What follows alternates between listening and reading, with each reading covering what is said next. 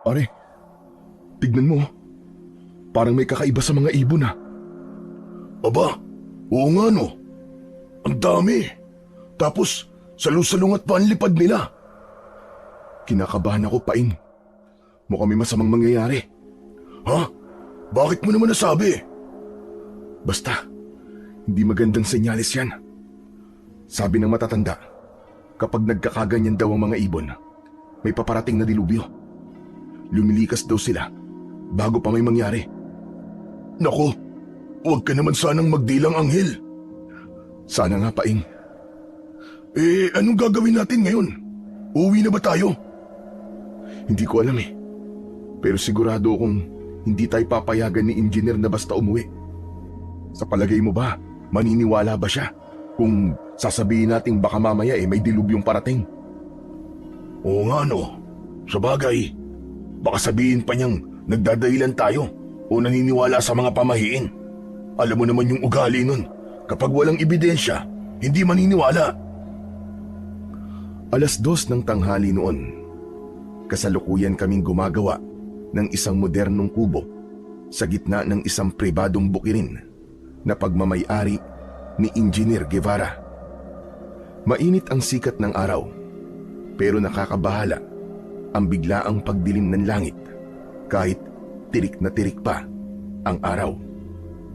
Huminto ako sa pagpukpok at napatingala. Paing, tignan mo yung ulap oh. Biglang dumilim. Aba, oo nga no. Parang may paparating na malakas na ulan. Ilang segundo lang, bigla naming narinig na nagkakagulo ang mga hayop. Umaalulong ang mga aso. Doon na ako nagsimulang kilabutan. Batid ko na meron ngang nagbabadyang panganib. Agad kong sinigawan ang mga kasama ko. Baba muna tayo! Dali! Nagtaka pa sila nang mabilis akong bumaba mula sa tuktok ng bahay. Nagkakabit na kasi kami noon ng bubong. Agad silang sumunod, pero kita ko sa mga mukha nila ang labis na pagtataka sa inaasal ko. Kaya agad kong ipinaliwanag sa kanila ang masama kong kutob. Doon muna tayo sa labas, kahit sandali lang. Bilisan niyo na! Bumaba na kayong lahat dyan! Ano ba kasing nangyayari, Chong? Kinakabahan naman ako sa'yo eh. Hindi ko alam. Basta masama ang kutob ko. Sigurado akong may paparating na panganib. Kahit naguguluhan pa ang mga kasama ko, agad silang sumunod sa akin. Lumayo kami ng konti sa bahay. Ilang sandali pa, nakarinig kami ng isang mahinang pag-ugong. Tapos, biglang yumanig ang lupa. Gumalaw ang mga poste, ang mga puno at lahat sa paligid. Halos matumba kami sa lakas ng pag-uga. Nagsigawan ang ilan sa takot. Pare, ang lakas! Diyos ko po! Magdasal tayo mga kasama! Dali, magdasal tayo! Lalo pang lumakas ang lindol. Bumagsak na ang yero at ang mga kahoy. Tapos ay mas lalo pang umalulong ang mga aso. Grabe! Ang tagal ng lindol na to ah! Kaya nga Diyos ko, iligtas niyo po kami. Huwag niyo po sanang pahintulutan na may masamang mangyari. Maya-maya lang, unti-unti na rin itong humupa. Lahat kami ay tulala. Si Paing ay nakatungo. Hawak pa din ang kanyang ulo. Grabe! Nahilo ko ah! Ang sakit sa ulo nun! Masusuka yata ako! Relax ka lang pare. Hinga ka lang na malalim. Malalampasan natin to. Mga kasama, ayos lang ba kayo? May nasaktan ba sa inyo? Isa-isang sumagot ang mga kasamahan namin. May mga gasgas, may nadapa. Pero salamat sa Panginoon, walang grabing nasaktan. Naloko na pare! Bumagsak yung bahay! Nalungkot ako nang makitang gumuhunga ang ginagawa naming bahay. Pero kinalma ko ang aking sarili at piniling maging positibo. Wala na tayong magagawa dyan pare. Ang bahay ng sira. Pwedeng gawin ulit. Pero ang buhay natin kapag nawala, hindi na muling maibabalik. Magpasalamat na lang tayo at ligtas tayong lahat. Tama ka. Salamat sa'yo, Tol, ha. Kundi dahil sa kutob mo, baka mamaya may malubang na sugatan sa atin. Wala yun.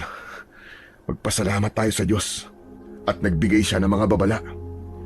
Kaya nga akalain mo, napansin mo kaagad yun at talagang di mo binaliwala. Ang galing mo, pare.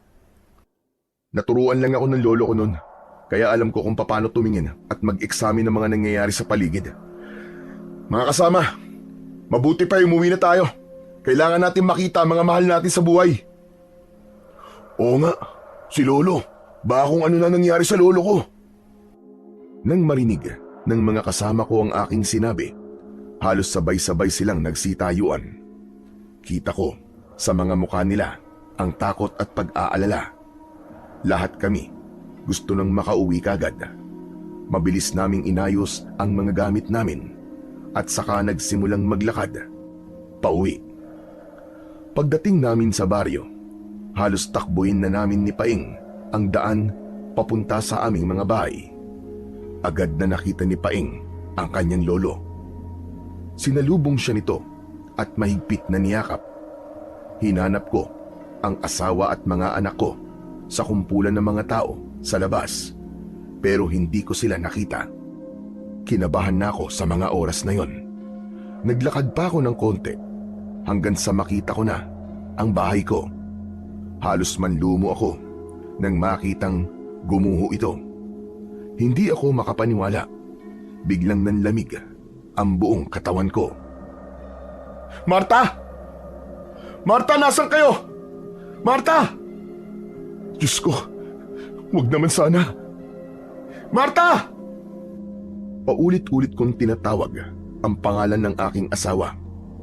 Tumakbo ako palibot doon at sinimulang alisin ang ilang bumagsak na bato at kahoy. Gamit lamang ang aking mga kamay. Nanginginig ako habang ginagawa yon. Sumagot kayo! Marta, nandito na ako! Marta! Mahal, nasan ba kayo? Marta! Nagpatuloy ako sa aking ginagawa. Ang mga kapitbahay namin, lumapit na din sila. Si Paing, tinulungan akong magtanggal ng mga kahoy. Maya-maya pa ay may narinig akong sumisigaw at umiiyak.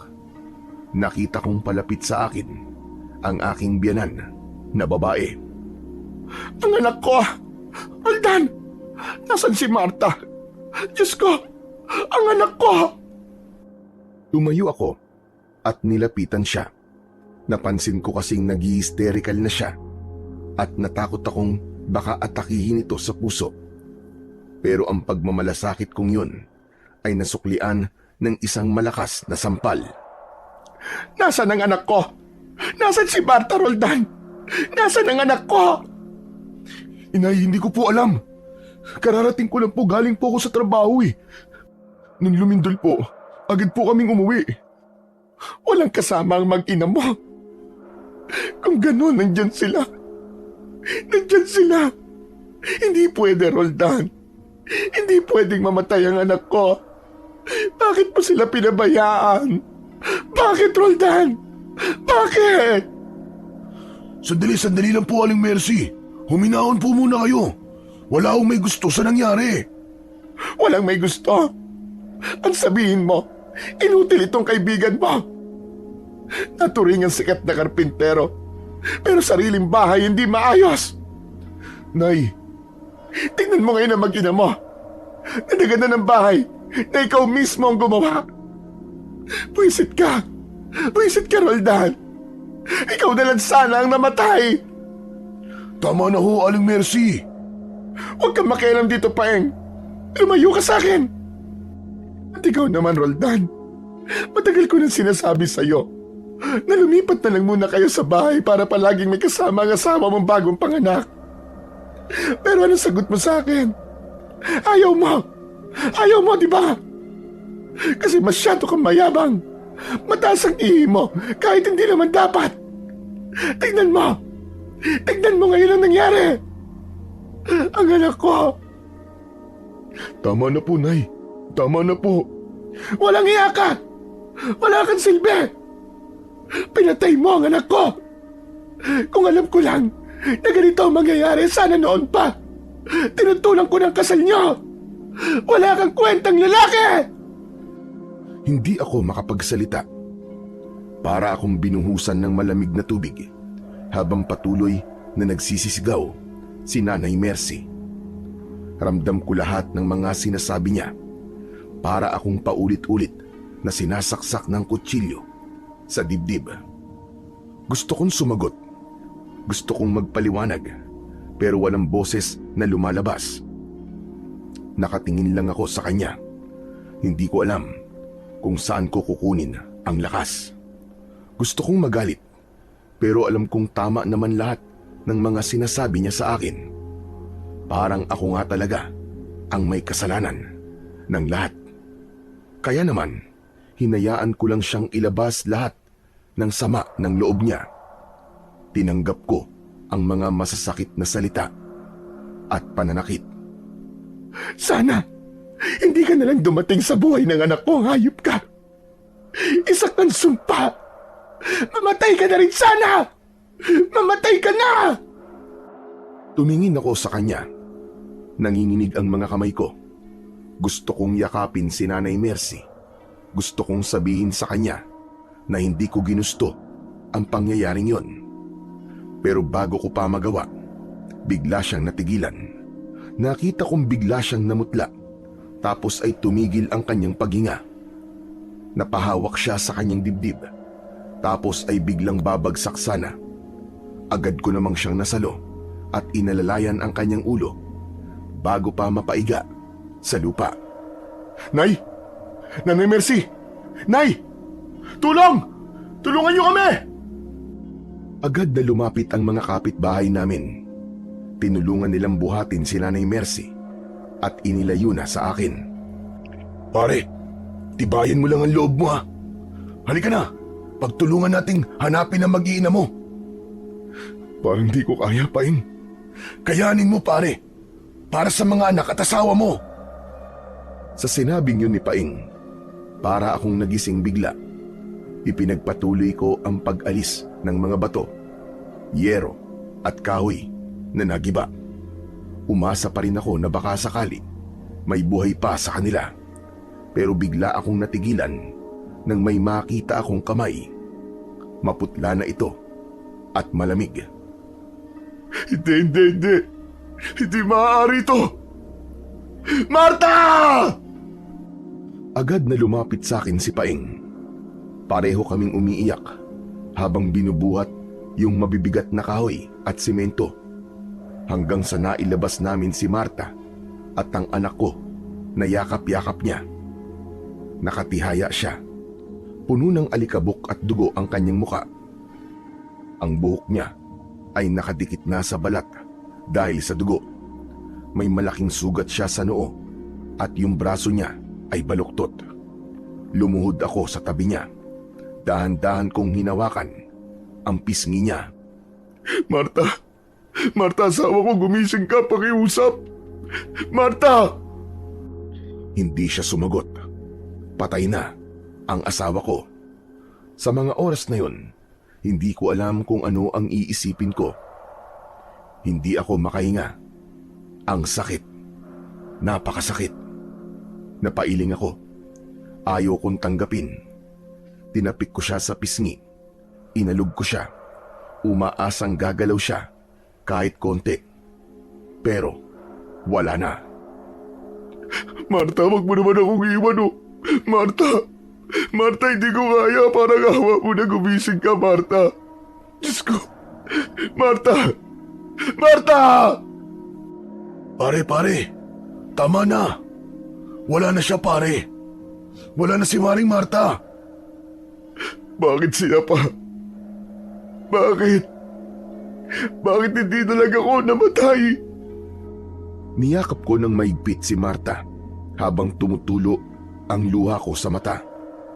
Hindi ko na inisip yung alikabok at yung dugo. Wala akong pakialam.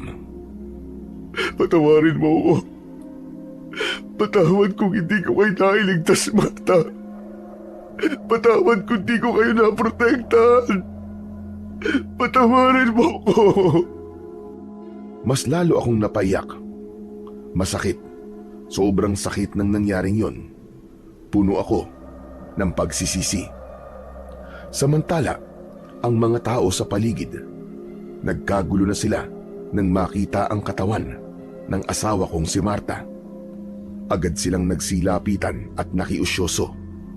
May mga umiiyak, may mga hindi makapaniwala, may mga naawa.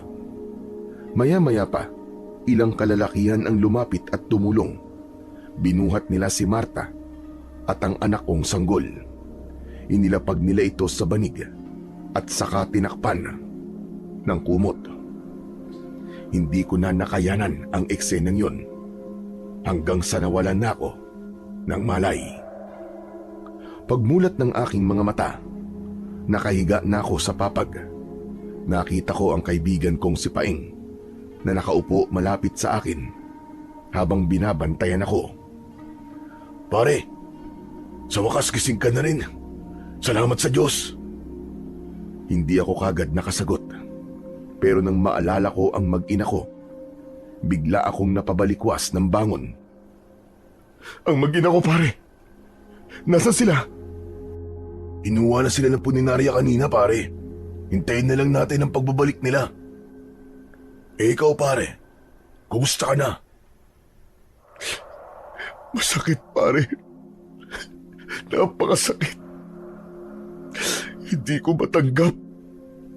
Wala na tayong magagawa, pare. Ipagpasa Diyos na lang natin yung nangyari. Lakasan mo ang loob mo. Ewan. Hindi ko alam kung paano ko malalampasan ang pagsubok na to, Paing. Bakit? Bakit nangyari to? Hindi ko rin alam, pare. Walang nakakaalam. Baka talagang nakatadhana na sila para bumalik sa ama. Tadhana? Anong tadhana? Walang kwentang tadhana yan. Bakit niya hinayaan na mangyari to? Kilala mo ako, Paing. Mabait akong tao. Palagi kami nagsisimba. Palagi akong tumutulong sa iba. Sa katunayan, di ba? Nagligtas pa ako ng buhay. Tapos to. Ito ang magiging kapalit. Ano to? Relax lang, tol. Pasensya ka na. Hindi ko alam kung anong sagot sa tanong mo eh. Paano ako magsisimula nito? Ayoko na. Ayoko na rin mabuhay. Ayoko na! Tama na, Roldan. Kailangan mo maging matatag. Buhay pa ang isang anak mo, si Boying. Kailangan ka niya. Ha? Ano sabi mo? Buhay si Boying? Oo, Chong. Nasa eskwelahan siya nang mangyari ang lindol. Kaya huwag ka sumuko. Lumaban ka, Chong, para sa kanya. Parang nabuhayan ako nang sabihin ni Paing na buhay si Boying. Napahawak ako sa aking ulo sa kabila ng sakit. Natuwa ako. Salamat, Paing. Salamat at buhay siya. Tumayo ako at muli kong tinignan ang gumuho naming bahay. Nasa bakuran kami ni Paing ng mga oras na yon. Paing, gusto ko makita ang anak ko. Samahan mo ko. Makikita mo ang anak mo, pre. Pero wag na muna ngayon. Nasa biyenan mo kasi. Paupain muna natin yung galit niya. Tumango ako nang marinig yon. Naintindihan ko ang gusto niyang sabihin sa akin. Habang nag-uusap kami ni Paing, bigla kaming napatigil. May narinig kaming malakas na alulong mula sa gubat. Napatingin kami pareho sa direksyon nun. Ilang sandali pa, nagsunuran na ring tumahol at umalulong ang mga aso sa buong baryo. Kinilabutan ako. Nagkatinginan kami ni Paing. Teka, ano yun, pare? Napatayo si Paing. Ang mga aso ay hindi humihinto sa pag-alulong. Paing, hindi ba't yung bahagi ng gubat na yan ay sinasabi nila noong may mga halimaw? Natatandaan mo ba yung kwento na yun nung mga bata pa tayo? Oo, pare. Madalas na ikwento sa akin ng lolo ko yan eh. Sa palagay mo, may nangyayari kayang kakaiba sa gubat? Hindi ko alam. Pero sa tingin ko hindi normal yung nangyayari ngayon. Tignan mo mga aso pare. Parang natatakot sila. Matapos sabihin yon ni Paing, ang mga aso biglang nagsitakbuhan. May ilan pang humuni na parabang nasaktan. Yan na nga ba ang sinasabi ko? Loko, baka may mangyari na namang masama pare. Ilang sandali pa, napatingala kami sa itaas. Nakita namin ulit ang mga ibon na lumilipad at muling lumindol ng malakas. Nagsigawan ang mga tao. Napaluhod ako sa lupa. Mas malakas ang lindol na yon kesa sa nauna. Nagbitak ang lupa. Pero ako, hindi lang sa lindol napunta ang atensyon ko. Nanatili akong nakatingin sa gubat. Para bang may nakita akong liwanag na nanggagaling doon. Hindi ako sigurado kung tama ang nakita ko. Parang apoy na bugaw yon. Nang matapos ang pagyanig, tinanong ko si Paing. Paing, nakita mo ba yun? Ang alin? Parang may apoy sa gubat ah. Ano, apoy? Wala naman ah. Kung may apoy, sigurado may usok. Pero wala oh. Hindi ko inalis ang tingin ko sa gubat. Parang may nararamdaman akong mainit na enerhiya na nanggagaling doon. Tapos ay parang may naririnig akong bumubulong. Isang mahina, paos at mababa na tinig. Hindi ko maintindihan ang mga salita. Pre, uy pre, ayos ka lang ba? Oo, ayos lang ako. Pero ang gubat, Paing. Kinakabahan ako sa gubat. Ano bang ibig mo sabihin? Pakiramdam ko, hindi natural ang lindol. Paano kung totoo ang kwento ng mga matatanda noon? Kwento lang yun, pre, ano ka ba? Wala pa namang nakakapagpatunay na totoong kwento eh. Imposible yung sinasabi mo. Aalamin ko ang totoo, pre. Ano? Anong binabalak mo? Pupunta ako sa gubat. Ano ka mo? Nahihibang ka na ba? Kung tama ang kutob ko, kailangan ko matuklasan kagad yon. Dahil baka hindi huminto ang pagyanig. Lahat tayo mamamatay dito dahil sa ginagawa niya. O ano? Sasama ka ba? Ano kasi? Kung ayaw mo, ayos lang. Hindi kita pipilitin na sumama. Natahimik si Paing. Halos hindi siya makatingin sa akin ng diretsyo matapos niyang tumanggi na samahan akong alamin kung ano ba talaga ang nangyayari. Kung talagang gagawin mo yan, pre, mag-iingat ka. Pero sana pag-isipan mo munang maigi. Baka kasi talagang delikado eh. Ayokong pati ikaw mapahamak. Isipin mo ang anak mo, Chong. Natahimik ako matapos sabihin yun ni Paing. Hindi pa ako sigurado kung ano ang gagawin ko. Pero isa lang ang malinaw sa isip ko. Kailangan kong malaman kung ano talaga ang nangyayari. Hindi ko alam kung saan ako magsisimula. Pero alam kong tama ang kaibigan ko. Hindi ako pwedeng magpadalos-dalos. Kailangan kong magplano. Kailangan kong maghanda. Samantala, pagkatapos ng 2 malalakas na lindol, naging tahimik ang paligid. Wala na kaming naramdaman na mga aftershocks. Pero kahit tila kumalma na ang lupa, naroon pa rin ang kaba at takot ng mga tao. Sa gabi, halos lahat ng mga tao ay nasa labas pa din ng mga bakuran. May ilan na nagtayo ng tent at may nagtayo din gamit ang mga trapal at magagaan na kahoy. Yung iba naman, naglatag na lang ng karton at banig sa lupa. Ako, naupo lang sa gilid. Pinagmamasdan sila. Naaawa ako sa kalagayan namin lahat. Kinabukasan, medyo tinanghali na ako ng gising. Gawa ng puyat. Masakit ang ulo ko at mabigat pa din ang aking dibdib. Pagbangon ko, nakita kong paparating si Paing. May bitbit na 2 tasa ng kape. Yun! Sakto, gising ka na, Chong. O eto, kape ka muna. Salamat. Tahimik na inabot ko ang tasang umuusok. Maya-maya ay tumabi siya sa akin.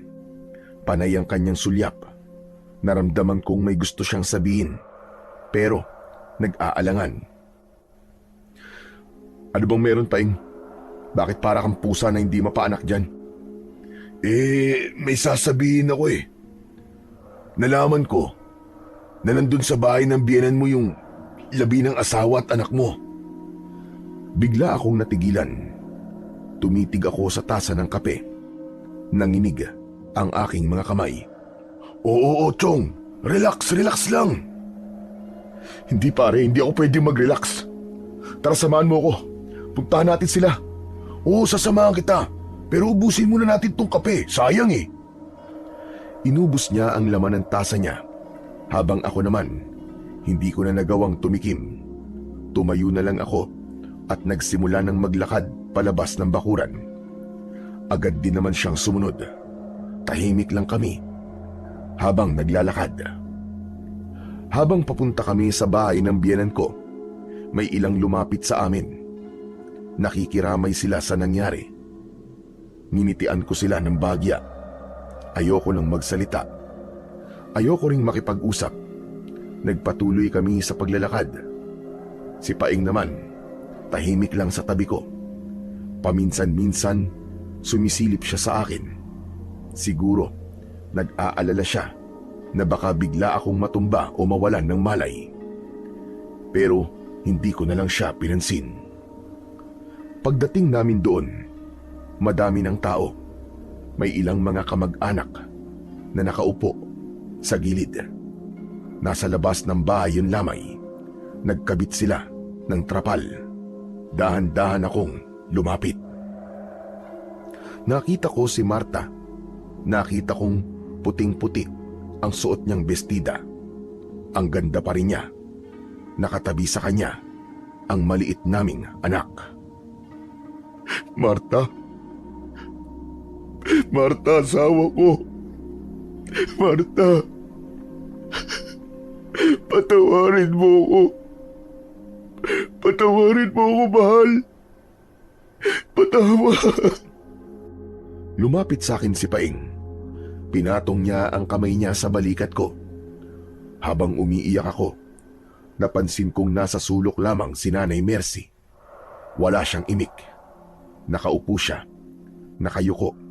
Pero ramdam ko pa rin na galit siya sa akin. Hindi man siya magsalita. Alam kong ako pa rin ang sinisisi niya. Hindi ko siya masisisi. Dahil ako man, sinisisi ko ang sarili ko sa nangyari sa aking mag-ina. Tay? Anak Boying. Naku, salamat sa Diyos. Totoo ang buhay ka, anak. Opo, wala naman po masamang nangyari sa akin, Tay.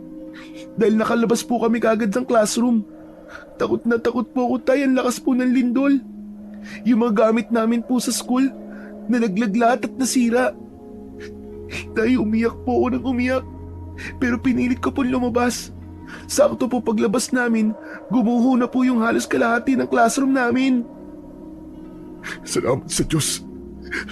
Pasensya ka na, anak, ha? Hindi ko naman alam na mangyayari ang ganito eh. Pero anak, ang tapang mo. Mabuti at ligtas ka. Opo, Tay. Hindi naman po kami pinabayaan ng teacher namin. Salamat naman kung ganun. Alam mo, kung alam ko lang na mangyayari to, anak, sana hindi na ako umalis ng bahay eh. I'm sorry, anak, ha? Patawarin mo si tatay. Tay, wag na po kayong humingi ng sorry. Wala po kayong kasalanan. Sabi po ni Lola, ganun daw po talaga ang buhay. Nakakalungkot lang. Kasi po, wala na po si nanay at si Bunso. Malungkot talaga, anak. Ako man sobrang nalulungkot din. Pero hayaan mo, anak. Hindi kayo iiwan ni tatay, ha? Kakayanin natin dalawa to. Saan na po tayo titira, Tay? Wala na po yung bahay natin. Hindi ko pa alam, anak. Pero maghahanap ako ng paraan para makapagtayo ulit tayo ng bahay. Kahit simpleng kubo lang muna. Basta't magkasama tayo. Tumahimik kami sandali. Pareho naming pinagmasdan ang kabaong ni na Marta at ng baby namin. Tay, si nanay po ba? Naririnig po ba tayo kahit patay na siya? Oo naman anak. Narinirig tayo ng nanay mo. Nakikinig siya dun sa itaas. Kaya huwag kang malungkot. Lagi niya tayong babantayan anak. Ganun po ba? Sige po, hindi na po ako ganong malulungkot. Magiging matapang po ako. Gaya po ng palaging sinasabi sa akin ni nanay dati. Yan. Ganyan nga anak ko. Hayaan mo anak. Hindi kita pababayaan. Nandito lang si tatay palagi. Niyakap ko siya ng maigpit. At sa mga yakap na yon, naramdaman ko ang unti-unting paglakas ng aking loob. Napatingin ulit ako kay Nanay Mercy. Nakita kong nagpapahid ng luha sa kanyang mga mata. Anak, sige puntahan mo ang lola mo. Yakapin mo din siya. Malungkot din siya anak. Opo, tay. Lumapit ang anak ko sa lola niya at nakita kong niyakap niya ng maigpit ang kanyang lola. Hindi agad gumalaw si Nanay Mercy, pero maya-maya pa, niyakap din niya si Boying pabalik. Nakatitig lang ako sa kanila. Gusto kong umiyak, pero pinigilan ko. Muli akong tumingin sa kabaong. Pangako, mahal. Aalagaan ko si Boying. Hindi ko siya pababayaan. Kakayanin namin ito. Hindi ko iniwanan ang kabaong ng asawa ko. Umupo lang ako sa tabi nito buong maghapon, ni hindi ko na nga namalayan na anong oras na pala at malapit ng dumilim. Saka ko lang napansin yon nang lumapit sa akin si Nanay Mercy, bitbit ang isang baso ng kape. Roldan, magpahinga ka muna. Ako na muna magbabantay dito. Ayos lang po ako, Nay. Alam kong pagod ka na, anak. Mula pa kaninang umaga, hindi ka na umaalis sa tabi ni Marta. Hindi ka pa halos kumain. Sige na, ako na muna rito, anak. O heto ang kape para sa'yo. Nang marinig kong tinawag niya akong anak, bigla akong napahinto. Napatingin ako sa kanya. Pasensya ka na sa mga nasabi ko at nagawa ko sa iyo kahapon. Hindi ko sinasadya. Nadala lang ako ng galit ko. Sakit at pag-aalala. Naiintindihan ko naman po kayo, Nay. Wala po kayong dapat na ihingi ng tawad sa akin. Ako pa nga po dapat na humingi ng pasensya. Kasi hindi ko po sila nailigtas. Umiling siya at hinawakan ang kamay ko. Mainit ang palad niya, pero nanginginig. Wala kang kasalanan. Wala. Hindi mo to ginusto. Alam kong mahal na mahal mo si Marta at ang anak mo.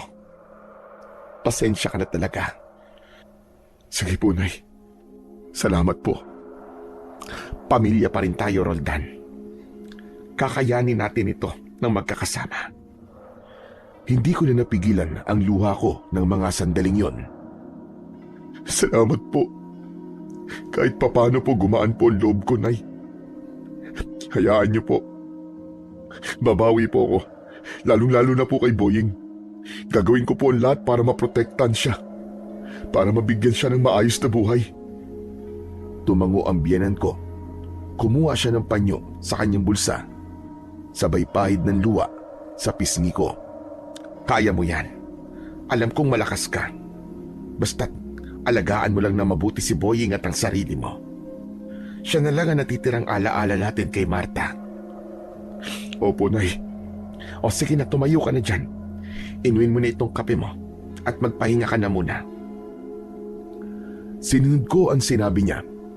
Tumayo na ako at siya ang humalili. Hinanap ko sa bakuran si Paing. Nakita ko siya sa may lilim ng mangga. May kausap siyang matandang lalaki. Hindi ko kilala ang matanda. Suot niya ang isang kakaibang kasuotan, parang damit ng mga sinaunang pari. May suot din siyang sombrero na bahagyang tinatakpan ng kalahati ng kanyang muka. Habang papalapit ako, napansin kong agad na may kakaiba sa kanya. Hindi ko alam kung bakit, pero tumindig ang balahibo ko. May kung anong malakas na puwersa akong naramdaman. Napatingin ako kay Paing at sa itsura niya, mukhang seryoso rin ang pinag-uusapan nila. Paing, sino yung kausap mo? Hindi siya kagad sumagot. Nakatingin lang siya sa matanda na parabang nakikinig ng mabuti. Nang mapansin niya ako, ngumiti siya ng pilit. Roldan, siya nga pala si Mang Tiburcio. Nakikibalita lang dito sa baryo natin. Ganun ba? Inalis ng matanda ang suot niyang sombrero at itinapat yon sa kanyang dibdib. Nakikiramay ako, iyo. Sa nangyari sa pamilya mo? Tumango ako at saglit na ngumiti. At nang matapos ay bumaling ako kay Paing. Nagugutom kasi ako, pare. Baka pwede mo muna akong samahan kumain. Ayun lang ba? O sige, sasamahan kita. Tatang, maiwan na po muna namin kayo O kung gusto niyo po, dumito na po muna kayo para makapagpahinga. Yun nga lang ho, sa labas lang po kayo pwedeng matulog kasi baka mamaya muling lumindol. Talagang lilindol pa, mga iyo. Hindi pa tapos ang dilubyo. Teka, ano po? Ano po sinasabi niyo, Tatang? Wala. Ang sabi ko baka lumindol ulit. Asahan natin yon. Normal lang naman ang mga aftershock na mararamdaman. Pagkasabi nun, naglakad na kami ni Paing sa lugar kung saan nagluluto ang ilang mga kababaryo na nagboluntaryong tumulong sa lamay. Agad na kumuha ng pagkain si Paing at inabot sa akin ang plato. Mabuti naman, Chong, at naisipan mo nang kumain. Tinablan ka na din ng gutom, no? Oo, medyo maapdi na nga sikmura ako. Salamat dito sa pagkain, Wala yun. Sabayan na kaya kita para ganahan ka ng konti. Mainam pa nga. Siya pala, Paing. Yung matandang lalaki. Wala ka bang napansin sa kanya na kakaiba? Meron. Ano? Matanda na siya tapos puro kulubot na mukha niya. Weirdo yung damit at sombrero niya. Hindi bagay sa kanya. Pambihira ka naman, Di naman yun yung ibig ko sabihin, Ano ba kasi yun? Parang pre. Basta, kinikilabutan ako sa matandang yun. Parang wala siyang gagawing maganda. Talaga? Paano? Mukha namang mabait Saka matanda na yon. Hindi na yung kayang gumawa ng masama. Basta, Paing. Hindi maganda ang kutob ko sa kanya. Baka nga mamaya hindi pa tao yan Hala ka, nakakatakot naman yung sinabi mo. Teka nga, at titignan ko nga uli. Sinilip ni Paing ang matanda kung saan namin siya iniwan. Uy pare, wala na yung matanda. Umalis na siguro. Samantala, nang matapos makakuha ng sarili niyang pagkain, naghanap na kami ng pwesto. Napansin ko na mabilis dumilim ang paligid. Yung ibang mga tao, nagsisiuwian na rin. Pero may mga bagong padating, yung mga nagsusugal sa gabi, na natili lang kaming nakaupo sa isang tabi. Nang matapos kaming kumain, ay kinuha na ni Paing ang mga plato at inilagay sa lababo. Nang makabalik siya, nagpaalam ako. Pre, iilang ako sandali O sige, pero huwag kang lalayo Maski dyan sa mga puno, pwede na dyan Tumayo ako at naglakad papunta sa likuran ng bahay. Medyo madilim at walang ilaw doon. Habang umiihi ako, may napansin akong gumagalaw sa itaas ng isang puno. Akala ko nung una, wala lang yon. Pero nang tinignan kong mabuti, Napansin kong may malaking ibon. Yung mga mata niya, parang nagbabaga. Anak ng... Anong ibon to? Dahan-dahan akong lumapit habang pinagmamasdan pa din ang nilalang. Hanggang sa napagtanto ko na hindi pala yun ibon. Malalaki ang pakpak niya, pero yung katawan ay parang sa tao. Maitim ang balat niya, payat at meron siyang mahahabang mga daliri. Hindi ako agad nakakilos. Para akong natuod sa kinatatayuan ko. Napalunok ako ng ilang beses nang marinig ko ang malakas na paghinga ng nilalang. Sa isang iglap, bigla siyang tumingin sa akin at lumipad siya papalayo. Sa sobrang gulat ko, natumba ako at napasigaw. Dahil sa malakas na sigaw ko, yung mga tao sa may lamay biglang napapunta sa kinaroroonan ko. Tol! Anong nangyari? Hindi ako kagad nakasagot. Takot na takot ako ng mga sandaling yon. Nanginginig ang tuhod ko. Inabot ni Paing ang mga kamay ko at inalalayan niya akong tumayo.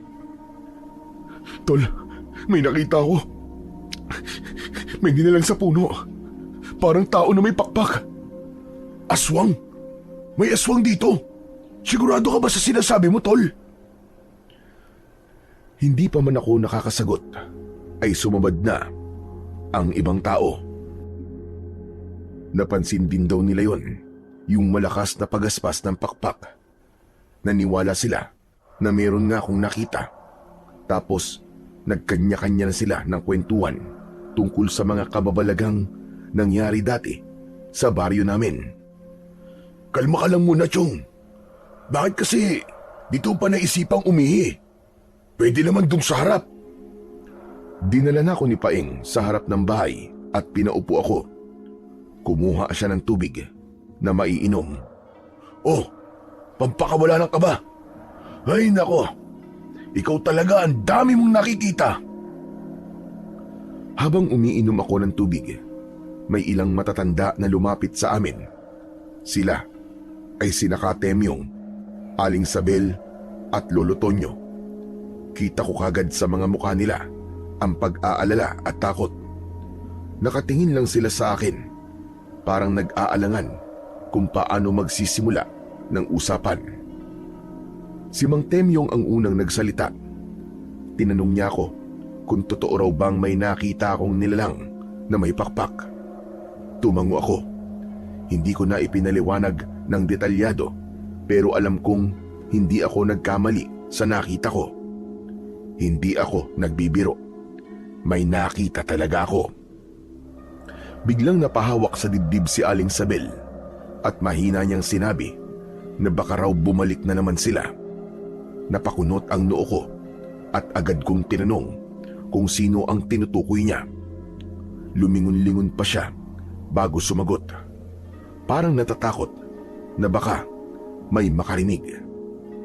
Ikinuwento niya nung bata pa raw sila ni Mang Temyong. May nangyari din daw na malakas na lindol at pagkatapos nun ay may mga sumalakay na halimaw. Sumabat si Lolo Tonyo.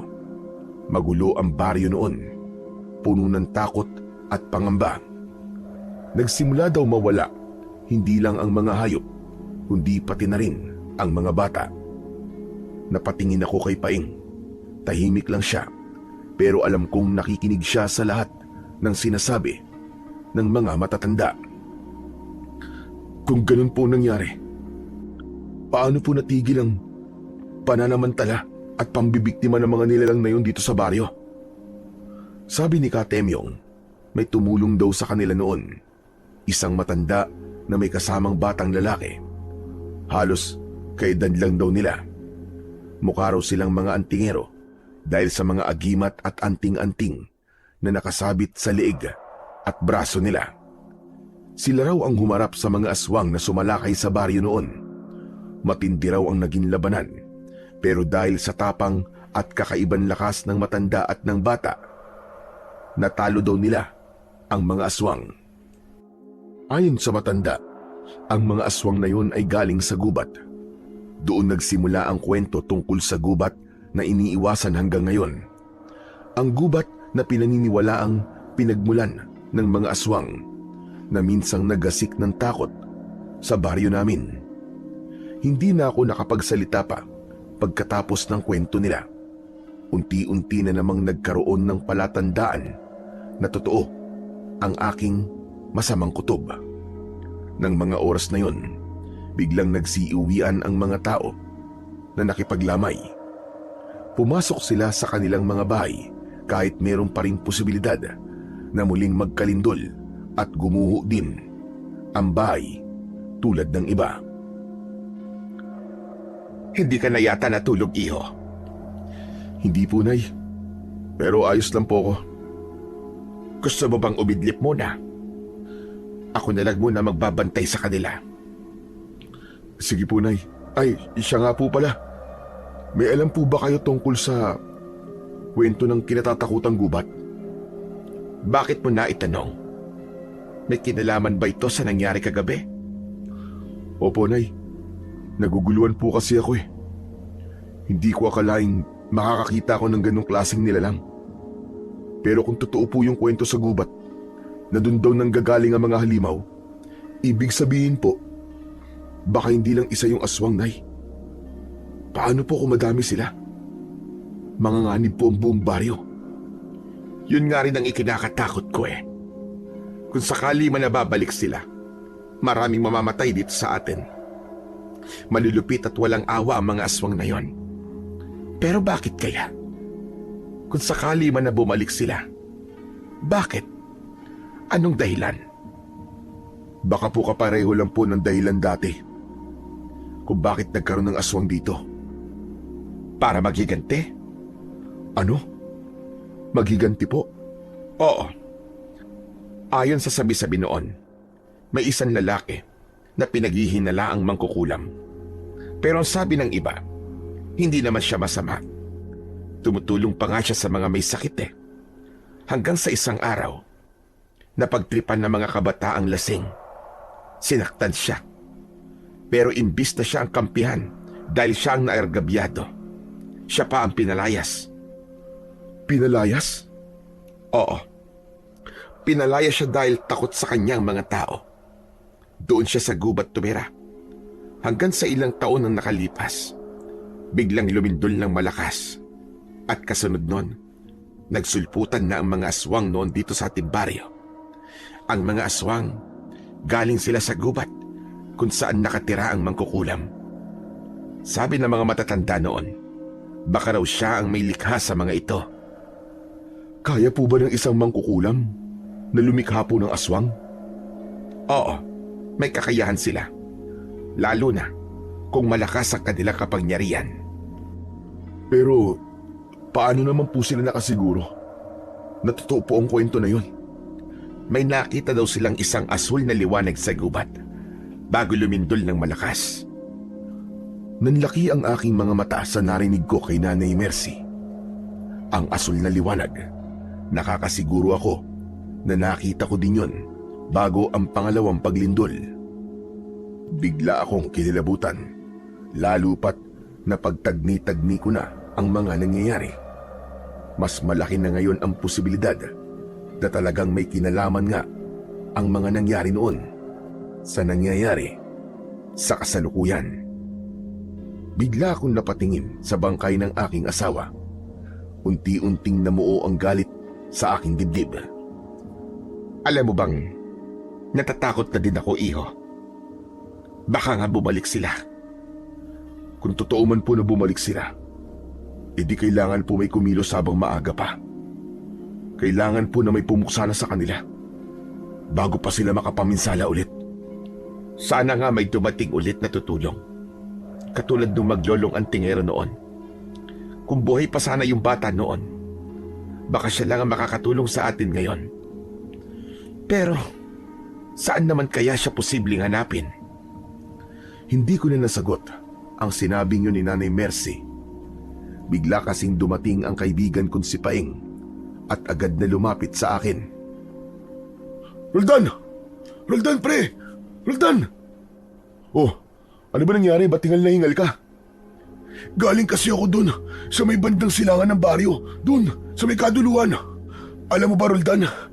Natagpo ang patay yung pamilyang naninirahan dun. Ano? Patay? Aba, bakit daw? Hindi ko nga alam kung paano ko sasabihin eh. Pero yung katawan nila, Roldan, wasak. Para bang nilapa ng mabangis na hayop. Napatakip ng bibig si Nanay Mercy. Halatang nagulat at natakot. Ako naman, napatitig lang kay Paing. Nakikita ko sa mukha niya na hindi lang takot ang nararamdaman niya ron, pati trauma. Grabe! Karumal-dumal yung sinapit nila. Hiniwa yung tiyan tapos wala na yung laman loob. Puro kagat at kalmot sa katawan. Parang pinagpiestahan. Diyos ko, nagsisimula na sila. Sigurado kong aswang. Aswang ang may gawa nun. Yun din po sabi ng mga taga ron eh.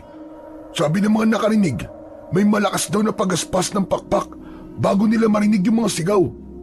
Pero walang lumabas dahil po sa takot. Kinabukasan na po nakita yung mga bangkay. Nagsilapitan na din sa amin ang mga kasama namin sa bakuran. At ang ilan sa kanila, naglakad papunta doon. Sumabay sila sa agos ng mga taong gusto ding makita kung ano ang talagang nangyari sa mga katawan. Hindi pwede to. Kailangan may gawin na tayo.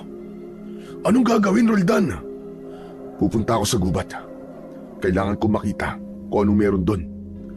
Hindi ako mapapalagay hanggat hindi ko nalalaman ang totoo. Ano? Nahihibang ka na ba? Susugod ka doon. Bakit, kaya mo ba? Hindi ko alam kung kaya ko. Pero kung walang kikilos, mauubos tayo dito panigurado. Hindi ko maaatim na maghintay na lang habang unti-unti nila tayong inuubos. Hindi, Chong. Huwag mong gawin yun. Wala kang laban sa kanila. Sabi ng mga tao, marami raw na aswang yun. Wala kang kakayang lumaban sa mga aswang. Kung papasok ka sa gubat, baka hindi ka na makabalik. Paano ang libing ni Marta at ng anak mo? Sige nga, mag-isip-isip ka naman. Napayuko ako. Alam kong tama si Paing. Delikado, pero habang iniisip ko ang nangyari sa pamilya ko at sa pamilyang pinatay ng mga aswang, parang mas lalo akong nagagalit. Gusto kong bigyan ng hustisya ang pagkamatay nila. Kung sakali man na totoong ang mga aswang nga ang dahilan ng paglindol, kailangan nilang pagbayaran ng pagkamatay ng aking mag-ina. Roldan, huwag kang padalos-dalos. Baka mapahamak ka, iho. Pero Naiintindihan ko ang nararamdaman mo, Roldan. Sige, gawin mo ang lahat ng gusto mo, pero pwede bang saka mo na lamang gawin yan pagkatapos na lamang ng libing? Tama po kayo. Pasensya na po, Nanay Mercy. Nadadala lang po ako ng labis na emosyon ko. Pero sige, susundin ko po kayo. Pero pagkatapos ng libing, aalamin ko po ang totoo. Sige, Chong. Kung yan ang plano mo, sasamahan kita. Talaga? Oo, Chong. Magkasangga tayo, di ba? Sa hirap at ginawa. Ayos. Salamat, pre. Pero sa ngayon, samahan mo muna ako dun. Gusto kong makita yung sinasabi mo. Okay lang ba, Nanay Mercy? Sige, Roldan. Ako na munang bahala dito. Tumango ako at agad kaming nagtungo ni Paing sa pinangyarihan ng krimen. Pagdating namin doon, halos manlumo ako sa nakita kong anyo ng mga bangkay. Totoo ang sinabi ng kaibigan ko. Kalunos-lunos talaga ang sinapit ng mag-anak. Kita mo, Roldan? Kawawa sila, di ba? Hindi ko magawang sumagot sa kanya. Ang atensyon ko kasi ay nakatuon lang sa mga bangkay. Maraming taong nakapaligid, mga osisero at mga kawani ng barangay. Ang balat ng mga biktima ay maputlang-maputla na, halos nagkulay abo. May malalalim na kagat sa leeg at dibdib at ang ilan ay may bakas ng matatalas na kuko. Totoo nga, hindi ito gawa ng tao o ng ordinaryong hayop. May kutob ako, Paing, na may masama talagang nangyayari at masusundan pa to. Hoy, huwag mo naman sabihin yun dito. Baka mamaya may makarinig sa'yo. Magpanik pa ang mga tao eh. Saka, huwag ka na muna nagsasalita ng mga ganyan-ganyan. Pambihira ka, natatakot ako sa'yo eh. Anong ibig mo sabihin? Di ba nga, mainit ang dila mo. Lahat ng sabihin mo, parang nagkakatoton lahat eh. Di naman palagi ah. Anong hindi palagi? Madalas nga eh. Alam mo parang may kakaiba sa'yo, Chong eh. Para kang sinustadamos eh. Nakikita mo kung anong mangyayari. Meron naman talaga eh. Minsan na may nabanggit si Lolo sa akin. Sabi niya, may taglay daw akong kakaibang kakayahan. Malakas daw ang pakiramdam ko. Ang tawag niya daw doon, Sixth Sense. Ano? Sixth Sense? Ano naman yun?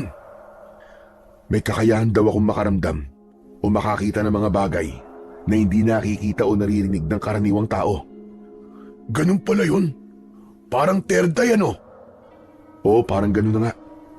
Pero yung Sixth Sense kasi, base lang palagi yun sa kutob. Pero ang third eye naman, base sa kung ano ang aktwal na nakikita. Ayoko ng ganyan. Baka mabaliw ako. Habang nag-uusap kami ni Paing, dumating na ang mga pulis. Tinakpan na nila ang mga bangkay at nilagyan na ng kordon ng paligid. Pinatabi na rin ang lahat ng mga nakikiusyoso. Tara na, bumalik na tayo, tol. Tumango siya at sabay kaming naglakad pauwi.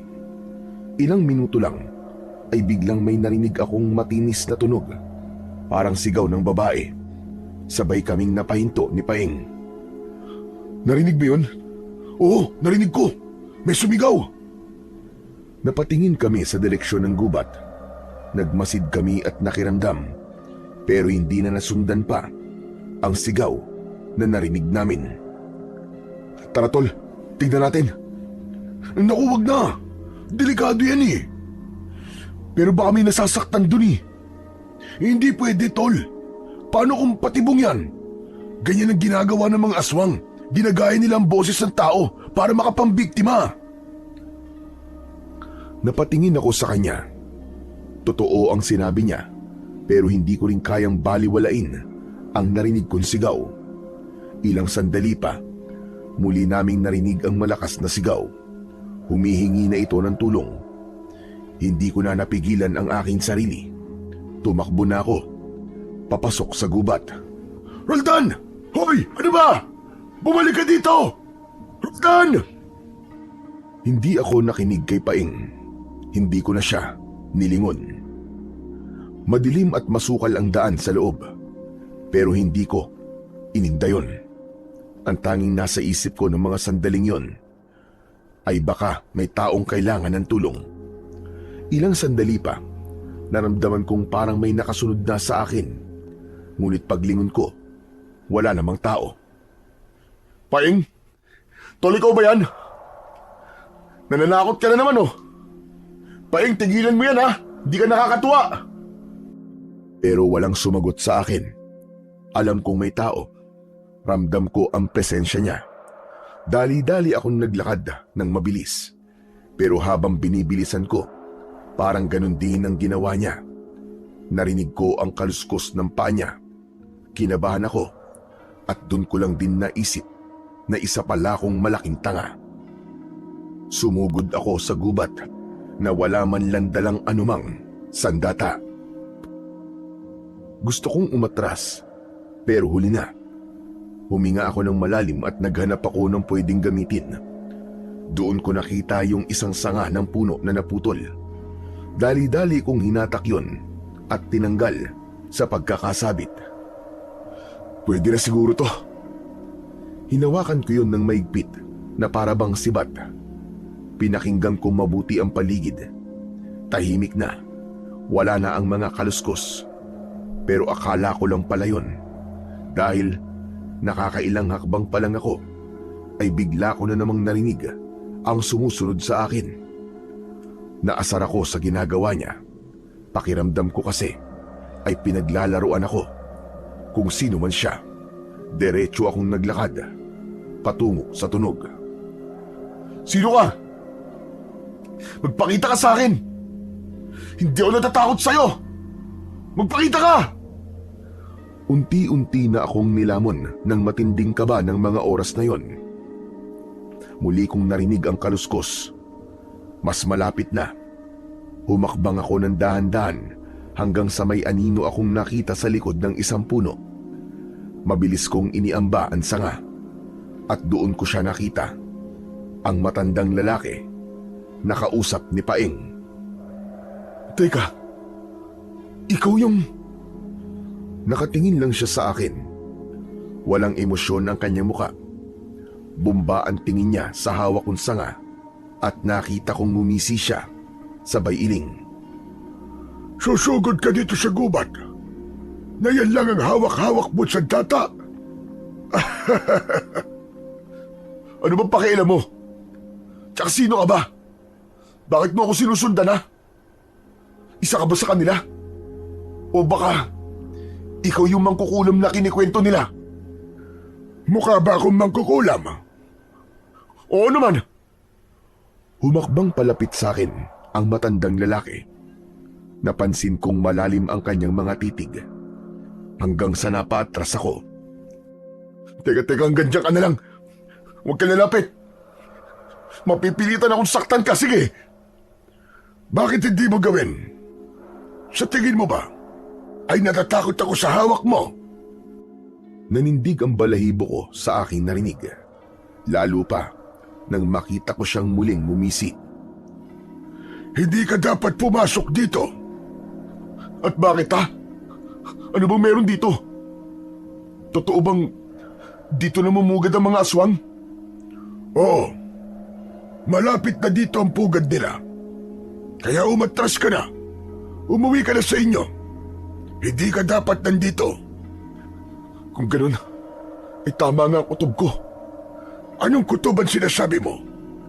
Na kaya lumilindol ay dahil may nangyayaring kababalagan dito sa lugar na to. Tama ka. Kaya nga delikado dito. Hindi ito para sa mga katulad mo. Umalis ka na. Sandali. Kung ganun, hindi ka kaaway? Bakit? Mukha ba akong kaaway? Napatitig ako sa matanda. Tama, matanda na nga siya. Pero matikas pa rin ang kanyang pangangatawan. May hawak siyang isang martilyo sa kanang kamay. Iyo, seryoso ako. Kailangan mo nang umalis dito. Pasensya na po, Tatang. Pero hindi ko po magagawa yun. Alam ko po ang dahilan kung bakit ako nandito. At paninindigan ko po yun. Kailangan kong malaman ang totoo. Kung natural ba talaga ang lindol o may ibang dahilan. Hindi ako tatahimik hanggat hindi ko nalalaman ang sagot. Dahil kung totoo ngang may kinalaman ng mga nilalang na yun, kailangan kong bigyan ng hustisya ang pagkamatay ng asawa at anak ko. Aba, matigas talaga ang ulo mo, ane. Hindi mo alam ang pinapasok mo, bata. Alam kong delikado, Tatang. Pero may dahilan ako. At hindi ako pwedeng umatras. Umalis ka na. Kapag tumuloy ka pa, baka ako pa mapilitang... Mapilitang ano po? Mapilitan saan? Mapipilitan ako saktan ka at kalad-kalid ka pa uwi sa baryo. Magdudulot ng dilubyo ang pagsugod mo dito. Kung gusto mo akong saktan, Tatang, gawin mo. Pero hindi mo ako mapipigilan. Lalo na kung tatakbo ako na mabilis katulad dito. Humakbang ako palayo. Pero bago pa man ako makatakbo ng mabilis, ay biglang may malakas na sigaw kaming narinig sa di kalayuan. Roldan! Roldan, tulong! Tulong! Nangunot ang noo ko ng mga oras na yon. Agad kong nilingon ang direksyon ng boses. Di ako maaaring magkamali. Si Paeng yun. Anak ng teteng, meron pang isa. Si Paeng po yun. Siguro po sinundan ako. Kailangan ko siyang puntahan. Naku naman talaga. Ang titigas ng ulo nyo. Wala kayong takot sa kamatayan. Marami pang sinasabi ang matandang weirdo, pero hindi ko na siya pinakinggan. Mabilis akong tumakbo papunta sa direksyon kung saan ko narinig ang sigaw. Maya-maya pa ay narinig kong may mga yapak na sumusunod sa akin. Paglingon ko, nakasunod si Mang Tiburcio. Paglapit namin, tumambad sa aming paningin si Paeng. Pinalilibutan ito ng 3 mababangis na aso. Hindi sila mga normal na aso. Malalaki sila, halos kasing laki ng isang bagong panganak na baka, at mapupula din ang kanilang mga mata. May tumutulong laway sa bibig nito na punong-puno ng matatalas na pangil. Diyos ko po, anong mga yan? Nang marinig ang aking boses, biglang napalingon sa akin si Paeng. Ay, salamat sa Diyos! Dumating ka! Tulungan mo ako, tol! Kanina pa ako pinagtitripan ng mga aso ni Lucifer! Hindi ko na inisip ang takot. Agad akong lumapit at hinampas ang isa sa mga yon ng hawak kong sanga. Chu! Chu, alis ka dyan! Alis dyan! Pero imbis na umatras, mas lalo pa silang nagalit. Umalulong sila ng sabay-sabay. Hinampas ko ulit ang isa, pero parang bakal ang katawan. Ang isa naman ay umatras sandali, tapos biglang sumugod. Napaatras ako nang makita kong papasugod dito sa akin. Tumalon yung aso at muntik na akong kagatin. Pero bigla na lang may humarang sa pagitan namin. Ikaw? Nakita kong kagad niyang iniamba ang hawak niyang martilyo sa aso. Nanlaki ang aking mga mata nang makitang biglang lumaki ito ng doble at may kakaibang kinang na parang ginto. Nang iniamba niya yon, kumislap ang ulo ng martilyo. Malakas na inihampas ng matandang lalaki ang martilyo sa ulo ng aso. Sa isang iglap ay sumabog ang bungo ng aso. Agad na kumalat ang dugo sa lupa. Ang aso bumagsak ng walang buhay. Nanlaki ang mga mata ko. Ganon din si Paeng na halos hindi makapaniwala sa nakita. Yung 2 aso na paatras, tila natakot sa kanilang nakita. Bumahag ang kanilang mga buntot bago biglang nagtakbuhan palayo, papasok sa ibang bahagi ng gubat. Anong klaseng tao ka? Mabuti pang wag mo nang alamin. Ang mahalaga, buhay at ligtas kayong 2 na kaibigan mo. Mang Tiburcio, kayo po yan. Naku, maraming salamat po. Salamat po, tiniltas niyo po ako. Utang ko po sa inyo ang buhay ko. At sa akin, ha? Hindi ka ba magpapasalamat? Siyempre, magpapasalamat din ako sa iyo, Chong.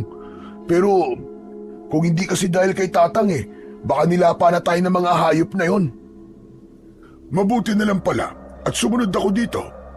Kung nagtagal ako o kung hindi pala ako sumunod, baka pareho na kayong pinulutan ng mga asong yon.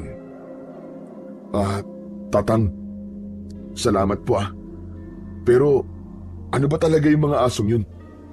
Hindi normal ang itsura nila Para silang mga asong gubat. Pero may halong, ewan, parang galing sa impyerno. Parang mga demonyo. Tama ka. Hindi sila pangkaraniwang hayop. Mga alaga yun ng mga nilalang na nagkukubli dito sa gubat. Mga tagapagtanggol ng kanilang teritoryo. Pero, bakit po ako ang inatake? Wala naman po akong ginagawa sa kanila. Dahil trespasser ka. Ang mga nilalang dito, mararamdaman nila kapag may taong pumapasok sa lugar nila. Akala nila banta ka. Kaya wag na kayong babalik dito kung ayaw nyo matulad sa ibang hindi na nakalabas pa. Napatingin ako sa labi ng asong pinaslang ni Tatang. Unti-unting natutunaw ang laman nito hanggang sa naging abo na lang ang natira. Nakakakilabot. Tatang, pakiusap. Sabihin niyo naman po sa akin kung ano ba talaga ang meron dito sa gubat. Mukhang marami po kayong alam tungkol dito O sige, yaman din namang makukulit kayo. Sasabihin ko na sa inyo. Pero dun tayo sa kubo ko. Hindi tayo pwede magtagal dito dahil aluman sandali ay babalik sila para ipagiganti ang kanilang kasama. Agad kaming naglakad papalayo sa lugar na yon. Sinundan namin ang matandang lalaki, pauwi sa kanyang kubo. Dumaan muna kami sa masukal at makipot na daan. Ilang sandali pa, ay tila ba nainip na si Paing. Tatang, malayo pa ba tayo? Konti na lang, malapit na tayo. Basta't sumunod lang kayo sa akin para hindi kayo maligaw. Medyo malayo-layo din ang nilakad naming tatlo. Pawisan at hingal na kami ni Paing. Pero makaraan ang ilang minuto. Sa wakas ay may nakita na kaming kubo. Gawayan sa kawayan at pawid. Sa bakuran nito ay nakatanim ang napakaraming mga halaman. Karamihan sa mga halaman sa paligid ay mga halamang gamot. May lagundi, sambong at iba pa. Pero may biglang nakaagaw ng aking pansin. Ito ay ang mga tulos ng kahoy na nakapalibot sa buong bahay. Matatalas ang dulo ng mga ito, para bang mga sibat na nakabaon sa lupa. Paikot sa kubo na para bang bakod laban sa mga kung anong nilalang na gustong pumasok. Halina kayo, pumasok kayo sa bahay ko. Oh, pasok daw pre. Ikaw muna. Ikaw ang pasimuno eh. Sinundan lang naman kita eh. Duwag ka talaga. Di na baling duwag. Wala akong tiwala sa matanda na yan. Baka mamaya, siya yung mangkukulam na sinasabi eh. Ikaw ang praning-praning mo talaga. Eh kung iniisip mong ganyan siya, bakit pa tayo sumunod dito? Abay, hindi ko alam. Sumunod ka eh. Kaya sumunod na rin ako. Ayokong mag-isa ulit sa gubat na to, no? Napakamot ako sa ulo sa kakulitan ng kasama ko. Maya-maya pa ay nasa bahay na si Mang Tiburcio at muli kaming tinawag. Ano pa bang hinihintay nyo dyan? Pasko! Pumasok na kayo dito at nang mapag-usapan na natin kung ano ang gusto nyo malaman. Kailangan natin bilisan dahil gusto ko na magpahinga. Sige po. Papasok na po kami, Tatang. Huy! Sigurado ka ba dyan? Oo naman. Kaya halika na, nang matapos na. Pagpasok namin sa loob, ay nakita naming nasa harap ng isang maliit na altar ang matanda. Nagsisindi ito ng kandila, tapos ay naglagay ng nagbabagang uling sa isang mangkok na gawa sa aluminum. Nang matapos maipwesto ito sa harap ng mga santo, kanya itong dinasalan, saka siya naglagay ng insenso. Agad kumalat ang amoy ng insenso sa loob ng kubo. Ang kasama kong si Paing, halos masamid sa amoy na yon. Ang baho! Ano ba yung amoy na yun? Ano ka ba, insenso lang yun? Hindi mo ba alam ang insenso? Hindi. Yan na napapala mo. Palibasa hindi ka nagsisimba eh. Kaya pati amoy ng insenso hindi mo alam. Tama na, kulitan. Nagsasagawa ko ng ritual para hindi tayo masundan dito ng mga tagabantay at ng mga aswang. Pinaupo niya kami sa saig. Agad naman kaming sumunod ni Paing. Hindi ako mapakali. Tatang, sabihin niyo na po sa akin kung anong kailangan kong malaman para matahimik na po ako. Tama ang kutob mo. Hindi natural ang lindol na yon. May ritual na ginagawa dito bago naganap ang pagyanig. Ano? Ritual? Anong klaseng ritual? Isang uri ng pagtawag at pagbuhay muli sa mga patay. Ano? Patay? Oo. May matandang lalaki na nagsasagawa ng ritual dito. Siya ay si Luciano. Luciano? Teka. Parang pamilyar sa akin ang pangalan na yan ah. Saan ko nga ba narinig yun? Si Luciano, isang makapangyarihang mangkukulam. Ayun, naalala ko na. Oo, tama ka, Mang Tiburcio. Siya yung bata. Yung anak ng dating mangkukulam na binugbog at pinalayas doon sa baryo. Luciano nga pala ang pangalan nun. Yun ang kwento sa akin ng lolo ko eh. Siya ba, Tatang? Kung ganun, totoo lahat ng mga kwento. Hindi lang pala gawa-gawa. Totoo ang sinabi ni Nanay Mercy. Kung ganun, nauulit lang ang nangyari noon. Ipinagpapatuloy ng matandang yun ang masamang gawain ng kanyang ama. Tama ka. Hindi pa tapos ang sumpa noon. Hindi pa siya tapos magiganti. Kaya ibig sabihin, yung lindol, gawa lang ng ritual na yun? Ang pagyanig ay hudyat ng pagbubukas ng lagusan sa ilalim ng lupa. Doon nang gagaling ang mga aswang, mga nilalang na binuhay sa dugo ng mga inaalay. Naku po, nakakakilabot naman yun. At hindi lang yon. Nalaman ko din na may mga biyag sila at pito yung mga yon ay ginawa ding mga aswang. Kaya kung may nakikita kayong tao na parang kakaiba ang kilos o amoy, baka isa na yon sa kanila. Nakita kong biglang sumingot sa hangin si Paing at nagtagal siya sa harap ko. Pre, parang iba yata ang amoy mo ah. Uy, anong amoy yung sinasabi mo? Amoy maasim eh. Sos, si Raulo. Ako pa sinabihan mo maasim ha? Ikaw nga itong may putok. Tama na ang biruan yung dalawa. Seryosohin niyo ang mga sinasabi ko.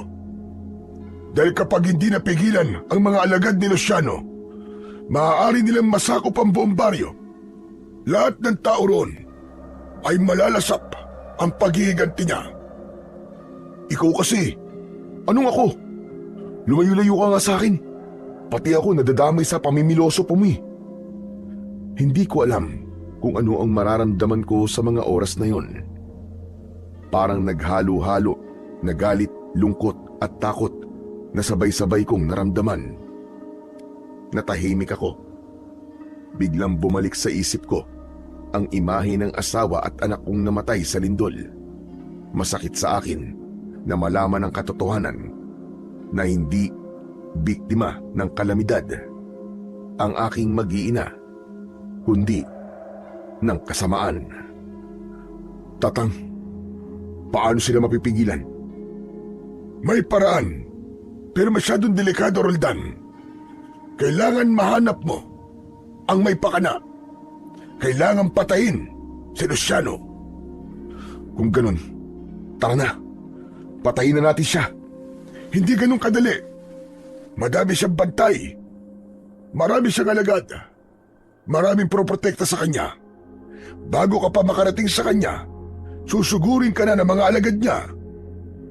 Naglakad palayo sa amin ang matanda. Lumapit ito sa altar at umusal ng konting dasal bago bumalik sa amin. May bitbit itong 2 kwintas. Ibinigay niya sa amin ito ni Paing. Heto, isuot yung 2. Proteksyon nyo yan para hindi kayo basta-bastang mabibiktima ng mga aswang. Kapag nakita nilang may suot kayong ganyan, medyo mangingilag silang biktimahin kayo. Teka, sandali. Agimat po ba ito? Tama ka. Agimat ng mga yan. Pero hindi naman ganun kalakas. Teka, sino po ba talaga kayo? Mabait ka pala eh. Akala ko kanina ikaw yung mangkukulam eh. Grabe, ang dami niyo pong alam dito sa gubat. Saka parang matagal na din po kayo nakatira dito.